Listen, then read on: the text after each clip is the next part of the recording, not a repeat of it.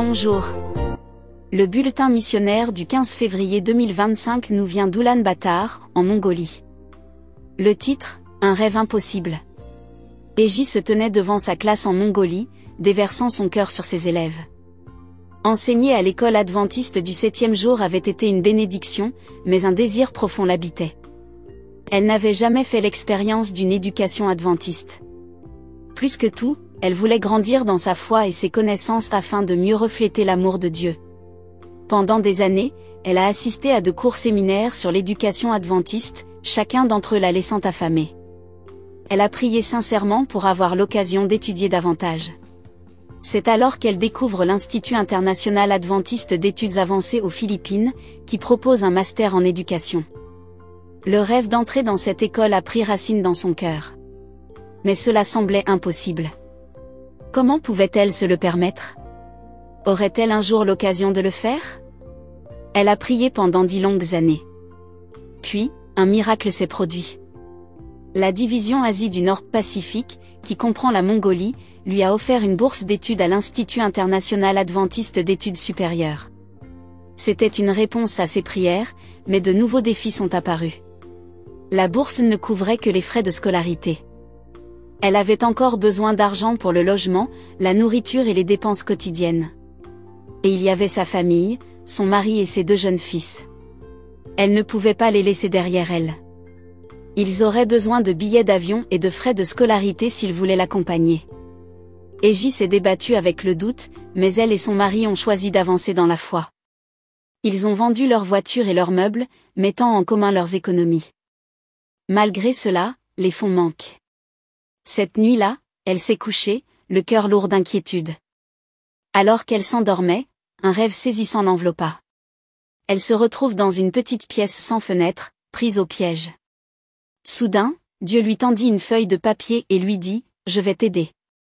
Quelques instants plus tard, elle se trouvait à l'arrière d'une camionnette, sur une route poussiéreuse. Le véhicule s'arrête à un passage à niveau. Un train passe. Puis la camionnette reprit sa route. Eji s'est réveillée avec un sentiment de paix. Les mots résonnaient encore dans son cœur, « Je t'aiderai ». Mais comment? Les obstacles sont encore nombreux. Quelques jours plus tard, alors qu'elle se rendait à l'église, quelque chose d'inhabituel attira son attention.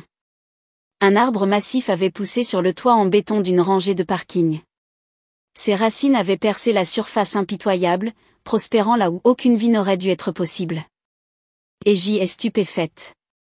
Il est impossible qu'un arbre pousse sur du béton, pensa-t-elle. Puis, comme un murmure venu du ciel, les mots du verset 37 de Luc 1 ont envahi son esprit, car avec Dieu, rien n'est impossible. À ce moment-là, la foi s'est épanouie en elle. Dieu lui montrait que, tout comme l'arbre avait défié les probabilités, elle pouvait en faire autant. Comblée de joie, elle a pris une photo et l'a partagée avec ses amis à l'église. Elle ne doutait pas que sa famille irait aux Philippines. Et Dieu a fait en sorte que tout se passe bien. Au cours des semaines suivantes, elle a miraculeusement obtenu des billets d'avion et a bientôt quitté la Mongolie pour les Philippines. Tout au long du voyage, elle a vu la main de Dieu à l'œuvre. Lors d'une longue escale en Turquie, elle a retrouvé de manière inattendue 2 membres de sa famille. C'était comme si Dieu lui rappelait qu'elle n'était jamais seule. Lorsqu'elle est arrivée à l'université, elle était effectivement seule, tout comme elle l'avait été dans la camionnette de son rêve. Mais elle s'est accrochée à la promesse, « Je t'aiderai ». Et l'aide est venue. 2 mois plus tard, son mari a vendu le reste de leurs biens et l'a rejointe aux Philippines avec ses fils. Aujourd'hui, leur famille s'épanouit à l'Institut international adventiste d'études supérieures. Le rêve impossible d'Eji est devenu réalité. Elle reçoit enfin une éducation adventiste et se prépare à rentrer en Mongolie, impatiente de partager l'amour de Dieu d'une nouvelle manière.